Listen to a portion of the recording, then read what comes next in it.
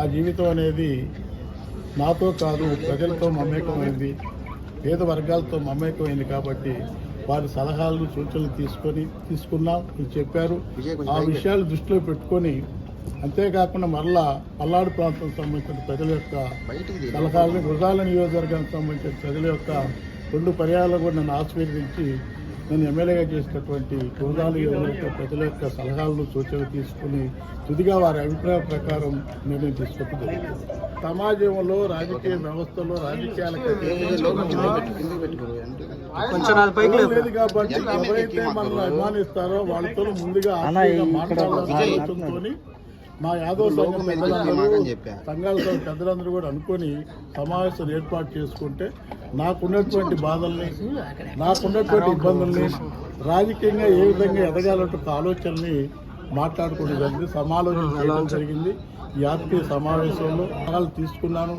రాజకీయ భవిష్యత్తు కోసం తప్పనిసరిగా కూడా పల్నాడు ప్రాంతాల ప్రజల యొక్క అభిప్రాయాలని, మరీ ముఖ్యంగా ఎస్సీ ఎస్టీ బీసీ మైనార్టీల యొక్క అభిప్రాయాన్ని తీసుకొని తదుపరి నిర్ణయం చేసుకుంటుంది. పార్టీ రాజకీయ పరంగా నిర్ణయం చేయడం జరుగుతుంది. పార్టీ రాజధాని పార్టీ సభ ఇప్పటివరకు టికెట్ అడుగుతున్నాం. ఇప్పుడు కూడా పార్టీ పరంగా టికెట్కి సంబంధించినటువంటి మా పార్లమెంట్ సంబంధించిన టికెట్లు కూడా గురజాల కావాలని అడుగుతున్నా. 4 పర్యాలు నాకు ఇచ్చారు కాబట్టి, బీసీకి ఇచ్చారు కాబట్టి తప్పనిసరి కూడా సీట్కి కేటాయించమని అడుగుతున్నాం. అధిష్టాన దృష్టికి తీసుకెళ్ళాం. వాళ్ళు ఒకవేళ నిర్ణయం చేస్తే తదుపరి నిర్ణయం తీసుకోవడం జరుగుతుంది. నేను ఒకే విషయం చెప్తున్నాను, నాకు కొన్ని సిస్టమ్స్ అనివ్వండి, లేకపోతే కొన్ని ఆలోచన విధాలు నాకున్నాయి. దాని ప్రకారం నేను పదవి కోసమో లేకపోతే ఇంకో దానికోసమో చేసే పరిస్థితి కాదు. కొంతమంది అర్థం చేసుకోవచ్చు. ఆ రోజు కూడా నేను వైఎస్ఆర్ కాంగ్రెస్ పార్టీకి పెట్టక ముందు కూడా జగన్మోహన్ రెడ్డి గారు అప్పుడు నేను పదవాసించి రాలేదు.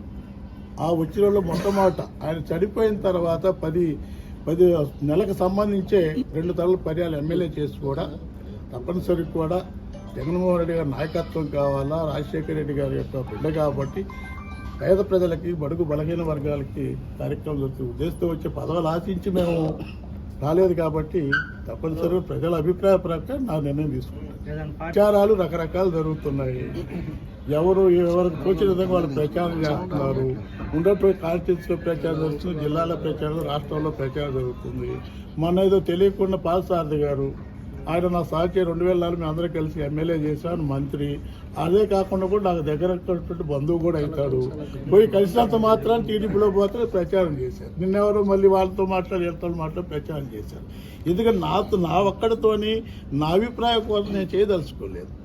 ఎందుకంటే నేను రాజకీయాలకు వచ్చిన తీరు వేరు, నేను చేసే రాజకీయాలు వేరు. నేను సంపాదన కోసమో పదవి కోసం అధికారాన్ని వెలగబెడదామని ఆలోచన రాలేదు. నా వర్గాల యొక్క బాగు కోసం, పేద వర్గాల యొక్క అభ్యున్నతి కోసం రాజకీయాలకు వచ్చాను. కాబట్టి నా వరవడిల్లో, నా ధరల్లో ప్రజల అభిప్రాయ ప్రకారం నేను రాజకీయాలు చేస్తాను. నేను ఎవరితో తెలుసుకునే పరిస్థితి కాదు. పార్టీ ఇప్పుడు జగన్ గారైనా ఎమ్మెల్యే అయినా కూడా పార్టీకి సంబంధించి పార్టీ నుంచి ఇప్పుడు ఎవరు తప్పు చేసినా ఒప్పు చేసిన సమస్య కాదు. పార్టీని అడుగుతున్నాను. నేను ఇప్పటి వరకు కూడా, ఈ రోజు వరకు కూడా నేను కష్టపడి, నేను అర్హుడిని, బీసీకి సామాజిక వర్గంగా ఉన్నాను, దాదాపు 4 పర్యాలు చేసాను, నాకు కూడా టికెట్ ఇవ్వండి, నాకు అర్హత ఉందని అడుగుతున్నాను. ఇవ్వకపోవటం అనేది అధిష్టాన వర్గాలు ఏ దృష్టిలో పెట్టుకొని ఇస్తారో ఏంటో తెలియదు. ఏ ఆలోచన చేస్తారో వాళ్ళకున్నటువంటి పారామీటర్స్ వాళ్ళు చేసే పారామీటర్ వాళ్ళు చేస్తారు.